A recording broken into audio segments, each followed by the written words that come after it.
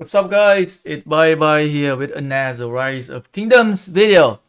We have a new legendary cavalry commander, Xiang. Many free-to-play and low spenders are now facing a dilemma of what commanders they should be working on for open field fighting, Xiang or William. I can tell you it's a very tough choice. So I hope this video will help you as I recently look at Xiang and I might be able to give you guys some advice. So let's take a look at both of these commanders side by side here and maybe I can give you my final verdict at the end. So first we're gonna take a look at the first skill, right? Both of these commanders both can deal very high AoE skill damage. Xiang deal 1700 AoE skill damage, hit up to 3 targets. Williams can deal up to 1500 skill damage, AoE skill damage, hit up to 3 target as well. So in terms of like AoE skill damage, both commander kind of like equals there. Xiang deal like 200 more AoE skill damage compared to William. So for the first skill, the skill damage, Xiang is definitely winning there. For the debuff, Xiang provide a 30% defense reduction debuff for 3 seconds compared to William. William provide a 30% march speed reduction for also 3 seconds.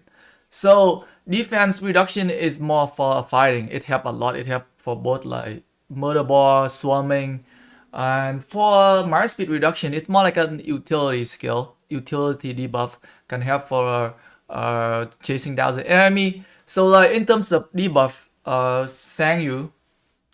Xiang is definitely winning here. So like for the first skill, Xiang first skill is definitely much better than William first skill.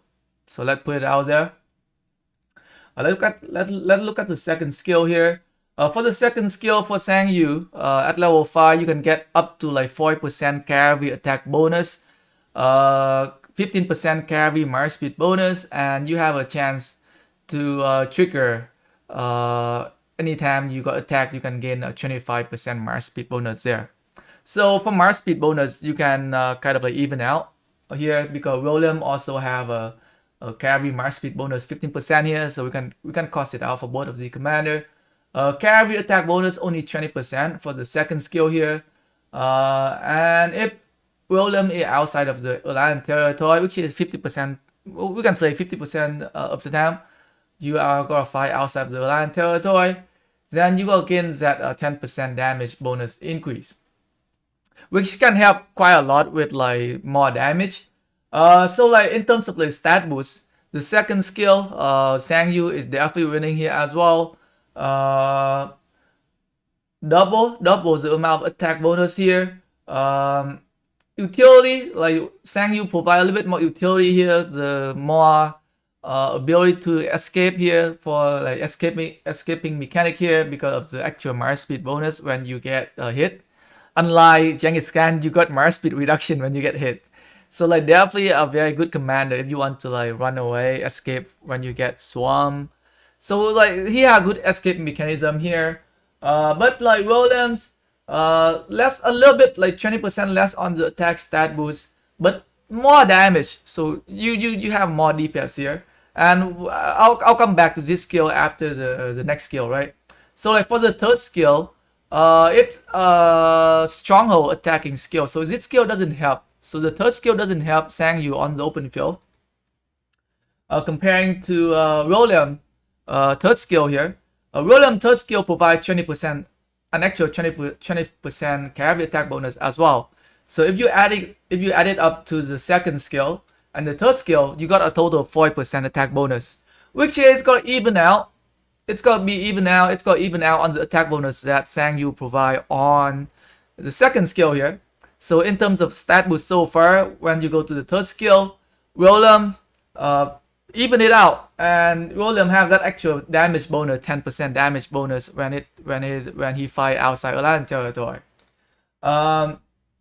And also William also have a 10% chance to deal a direct damage to a single target, 800, and when it gets swarmed, he can deal up to 1200 direct damage to a target, which is a very high skill damage right there, and very similar to Alex. Alex also have very similar skill here, which can deal 1700 damage with 10% chance. Very similar to William. William's skill damage is just a little bit lesser compared to Alex, but again, right, you have a chance to deal damage range from like 800 to 1200 to a single target with 10% chance is pretty high, and it make up for the lack of the AoE skill damage. So if you look at the first one, right, Xiang Yu deal 1700 AoE skill damage compared to William only 1500. So like William is short 200 skill damage right there, AoE skill damage. But that like 800 and like 800 to like 200 single skill damage definitely put William ahead of Xiang Yu in terms of skill damage there.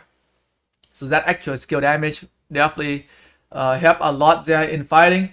If you ask me who have a higher skill damage overall, I would say William have a higher skill damage overall as of right now.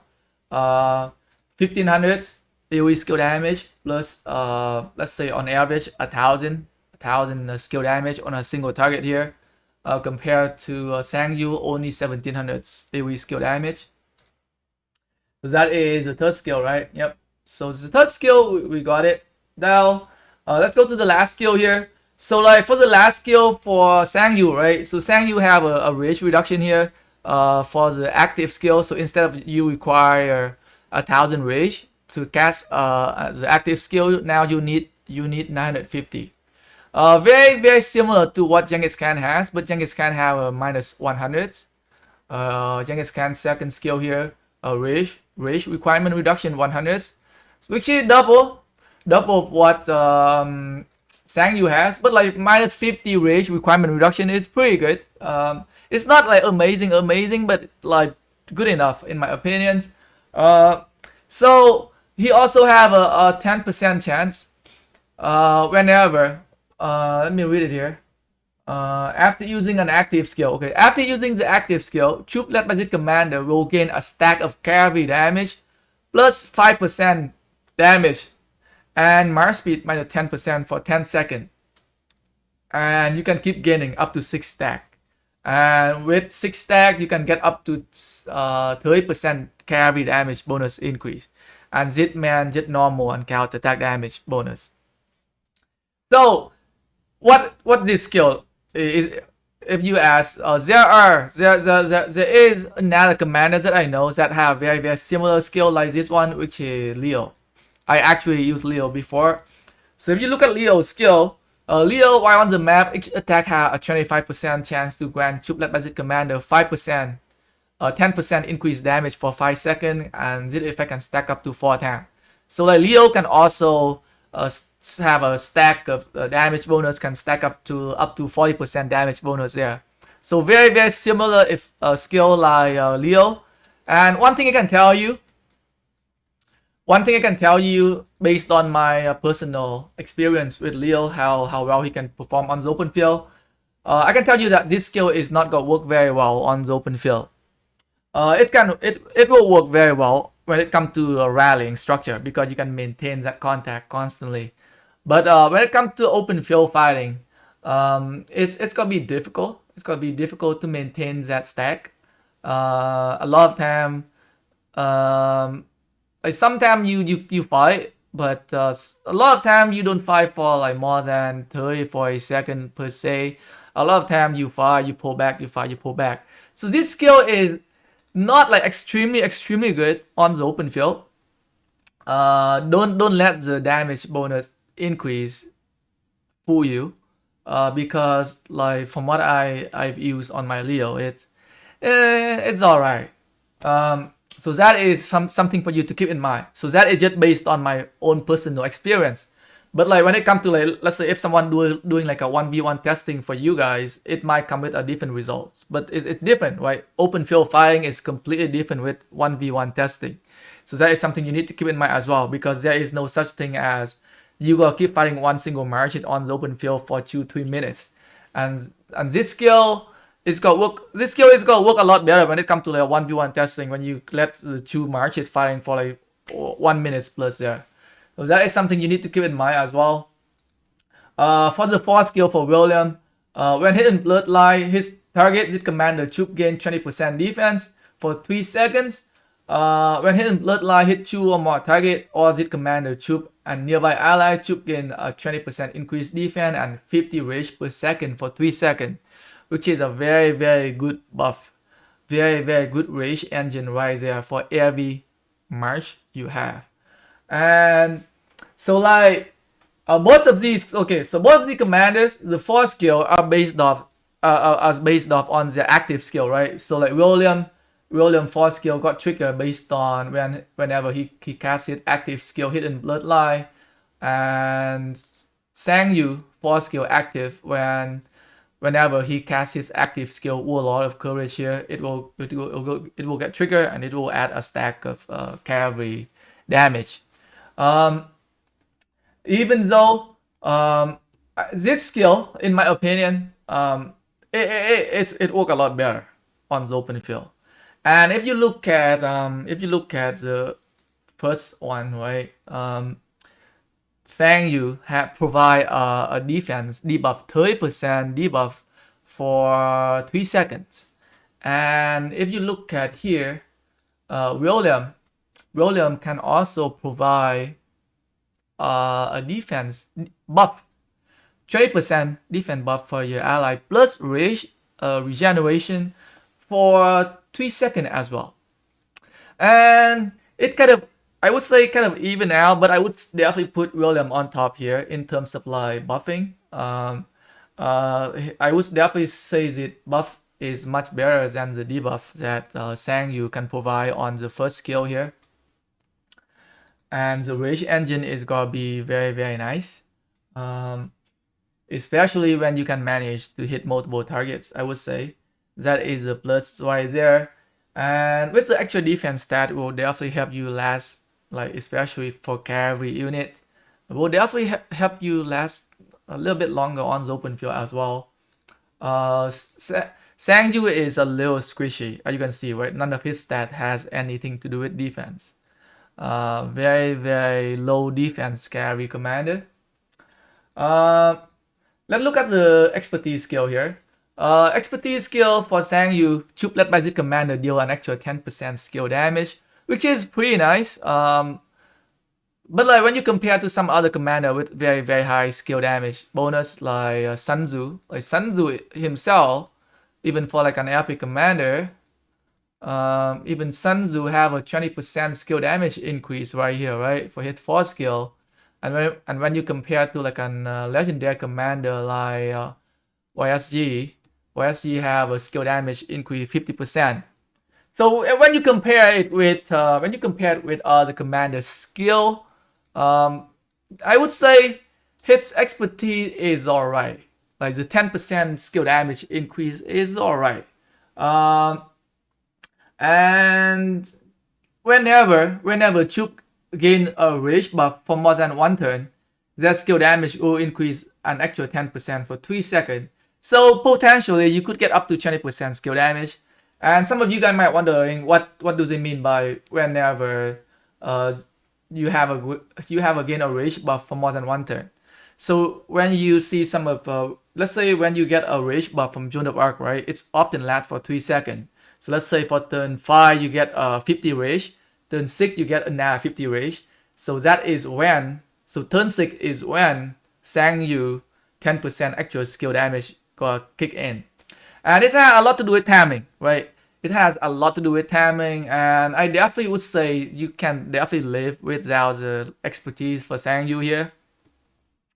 I wouldn't go super ham on trying to get that expertise. It's not that great, if you ask me. I just give you like a comparison, right? For other commander, even epic commander like Sun Tzu can just give you a 20% skill damage increase already. I mean like a 10% skill damage increase can be very like a good addition, but I wouldn't go crazy for it.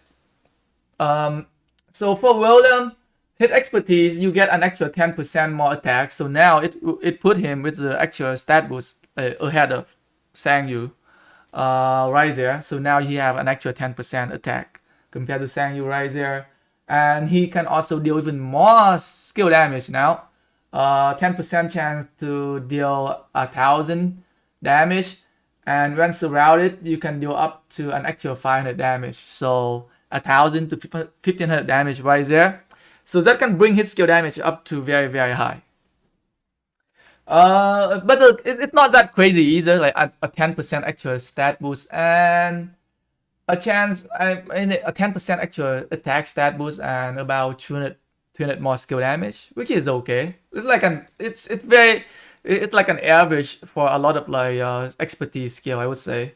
If you look at some other commander, like I think Julius Caesar, for example, right, or Saladin, right? Saladin, normal skill deal 1,400 damage. At active skill, he deal an extra 300 more damage, which is 1,700. So you see like a 300 damage increase right there. So very, very similar to William as well. I would say both of the commander, very, very similar. Very, very similar here. And that what make it, I think that what make it difficult for a lot of players to decide on what commanders you should be investing on. Especially for us like free to play and low spender player, we cannot invest on both of the commander. Maybe not at the same time. Maybe we had to invest at one commanders and go to the next one. The next one gonna have to wait, right? And if you ask me,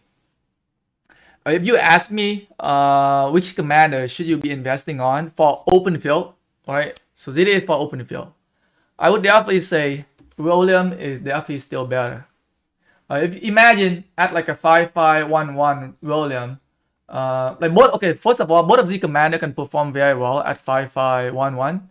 But like at 5-5-1-1, William is slightly better. William is slightly better than Xiang Yu in terms of open field fighting capability. And I mean, like, I would say like both of the commander can perform very, very well at 5-5-1-1. And if you, let's say if you someone who need an actual carry marches and you don't care too much about like that's some of the actual stat boost, you could get you could get both of these commander to 5-5-1-1, and then you can start working on one of them first.